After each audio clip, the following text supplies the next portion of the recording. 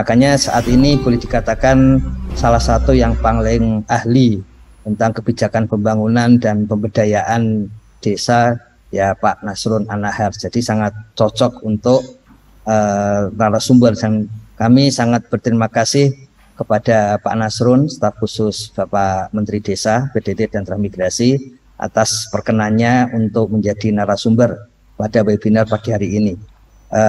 Pak Nasrun nanti akan menjelaskan dengan detail soal isi dari Kepmen Desa nomor 97 tahun 2022.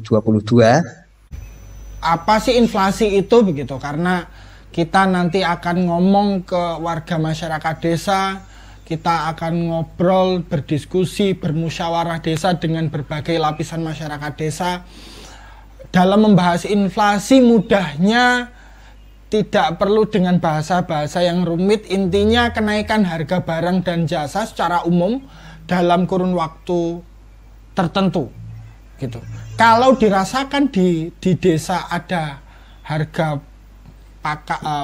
pangan naik, harga daging naik, harga telur naik, harga transportasi naik, dan harga kebutuhan pokok terutama naik, maka itu sedang terjadi inflasi, dan kenaikannya secara kontinu dan cepat, seperti mengalami peningkatan terus-menerus. Dalam keputusan menteri ini,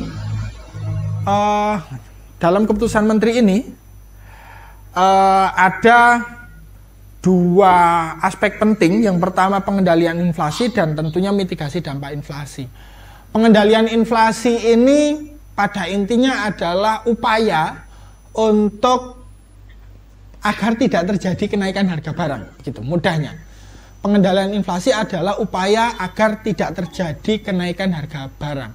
Jikapun terjadi kenaikan, itu tidak melebihi batas kewajaran. Adapun mitigasi dampak inflasi, ketika terjadi kenaikan, itu bagaimana caranya, bagaimana strateginya, bagaimana upaya, program, dan kegiatannya agar warga desa tetap mampu memenuhi kebutuhannya,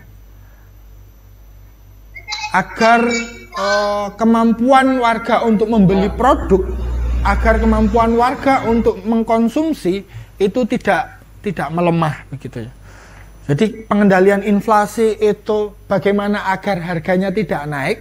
Mitigasi dampak inflasi itu jika pun naik, bagaimana caranya agar warga masyarakat tetap bisa membeli kebutuhan sebagaimana mestinya. Lanjut, kita lanjutkan pada maksud dan tujuan Permen Desa ini. Yang pertama, bagi desa itu sebagai acuan dalam melaksanakan kegiatan pengendalian dan mitigasi dampak inflasi. Bagi pemerintah daerah, kebijakan ini menjadi acuan dalam memonitor pelaksanaan pengendalian inflasi di desa. Dan yang ketiga, bagi pihak lainnya, termasuk bagi teman-teman pendamping desa, itu adalah sebagai acuan untuk melakukan pendampingan terhadap desa dalam upaya pengendalian inflasi. Nah, tujuannya yang terakhir ini yang penting, menumbuhkan peran aktif masyarakat dalam pengendalian inflasi dan mitigasi dampak inflasi di desa. Kenapa peran aktif masyarakat menurut saya menjadi hal yang terpenting? Karena tanpa partisipasi masyarakat, pemerintah desa tidak bisa melakukan apa-apa. Karena terjadinya kenaikan harga barang itu tergantung pada supply and demand, tergantung pada permintaan dan penawaran barang, tergantung pada pembeli dan penjual barang-barang pokok yang dibutuhkan oleh warga masyarakat desa. Jadi peran aktif dari para toko kelontong, para toko sembako, para pelaku usaha transportasi, para petani, pengelola lumbung desa, dan seluruh konsumen masyarakat desa, konsumen bagi kebutuhan pokok ini. Kalau semuanya berpartisipasi aktif, sama-sama bergerak, sama-sama bergotong royong untuk mengendalikan inflasi, apalagi levelnya, skupnya desa, yang saling antar tetangga bisa saling kenal, maka pengendalian inflasi bukan suatu hal yang mustahil di desa. Kemudian kegiatan pengendalian inflasi daerah pada tingkat desa. Nah, Kepmen 92 ini memberikan pilihan-pilihan program atau kegiatan yang tentunya nanti program dan kegiatan ini bisa disesuaikan dengan kearifan lokal dan kebutuhan desa. Misalnya tadi sudah panjang lebar dibahas oleh Pak Kabadan bahwa penting kiranya untuk adanya data dan informasi hasil produksi dan harga komoditas di desa, terutama pangan. Ketika diketahui harga pangan dan diketahui hasil produksi pangan di desa, maka bisa diperkirakan ketersediaan pangan di internal desa ini mampu mencukupi kebutuhan internal desa enggak? Kalaupun tidak mampu, butuh berapa banyak lagi untuk membeli dari luar desa. Nah, ketika pun desa mencukupi, kemudian bagaimana sistem penyimpanannya? Apakah dikelola di keluarga ataukah dikelola secara bersama-sama di BUMDesa maupun di level desa? Maka data dan informasi menjadi penting. Yang kedua, produksi komoditas dari dalam desa, terutama pangan dan energi. Ini tadi yang disampaikan oleh Pak Kabadan sebagai ekonomi sirkuler. Kalau Pak Kabadan tadi memaknai ekonomi sirkuler dari produksi kemudian residunya diproduksi lagi pada produk yang lain. Ekonomi sirkuler juga berarti produksi internal dikonsumsi oleh internal juga. Jadi produk dari dalam desa itu dijual di dalam desa. Jika ada lebihnya dijual ke desa terdekat, sehingga kebutuhan konsumsi pangan dari desa terdekat itu juga bisa dipenuhi dari desa sekitar. Dengan demikian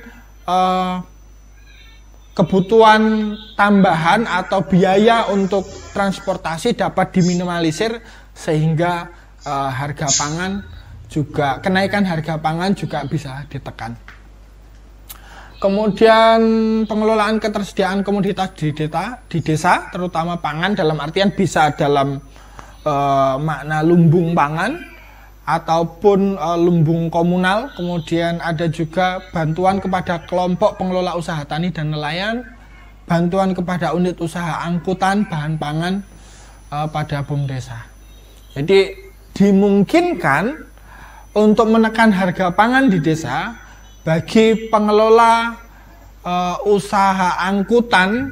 BUMDes pengelola usaha angkutan mendapatkan bantuan agar angkutan pangannya tidak membengkak dan harga pangan bisa ditekan. Kemudian perdagangan online secara terbatas di dalam desa atau kerjasama antar desa. Tentu kegiatan-kegiatan ini sifatnya bukan fix harus 8 ini atau harus ambil dari 8. Di luar 8 pilihan program atau kegiatan ini masih bisa ditambahkan, masih bisa dikurangi sesuai dengan kondisi desa, sesuai dengan kearifan lokal, sesuai dengan kebutuhan desa, senyampang berhubungan dengan upaya untuk menekan harga, terutama harga kebutuhan pokok. Jadi apapun kegiatannya, apapun programnya, apapun upayanya, selagi itu bisa menekan kebutuhan pokok dan selagi itu ada dalam kewenangan desa, maka diperbolehkan. Dan Kepmen ini bisa menjadi landasan. Lanjut, kemudian kegiatan-kegiatan pada mitigasi dampak inflasi di tingkat desa.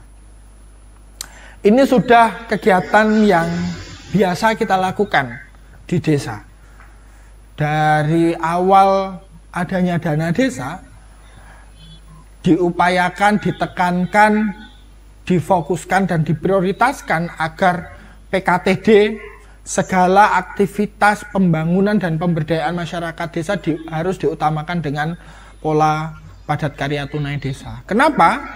Dengan pola padat karya tunai desa, karena warga masyarakat akan mendapatkan pendapatan tambahan dan diupayakan harus diberikan padat karya tunai desa ini diberikan kepada warga yang membutuhkan.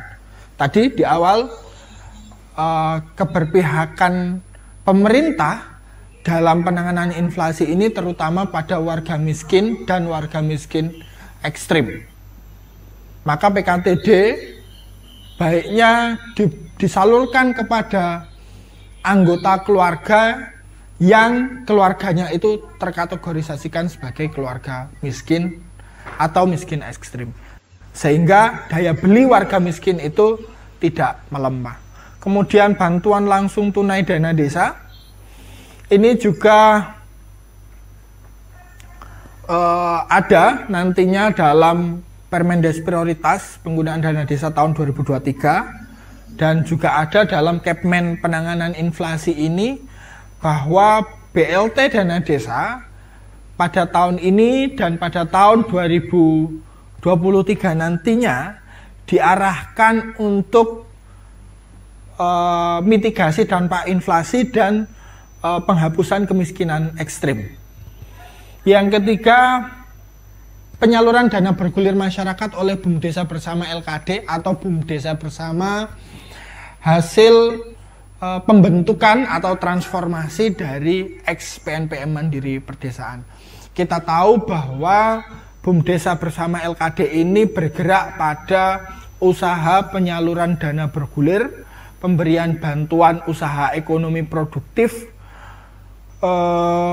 yang dikelola oleh masyarakat dan diutamakan masyarakat miskin. Jadi harapannya nanti teman-teman desa bisa mengkonsolidasikan, bisa berkoordinasi juga kepada BUMDesa Bersama LKD untuk mengupayakan agar penyaluran dana bergulir masyarakat bisa tepat sasaran pada warga miskin dan pada warga miskin ekstrim untuk mendanai usaha ekonomi produktif mereka. Kemudian yang keempat, penggunaan dana desa secara swakelola dengan mendayagunakan sumber daya lokal. Ini penting agar dana desa APBDes itu dibelanjakan oleh desa sendiri, oleh desa dengan mendayagunakan sumber daya lokal. Jadi bahannya dari warga lokal, tenaga kerjanya dari warga desa sendiri, sehingga ada uang yang berputar di desa, pendapatan warga lokal meningkat, sumber daya lokal, produk-produk desa juga terbeli. Dengan demikian pendapatan meningkat dan kemudian daya beli juga menguat.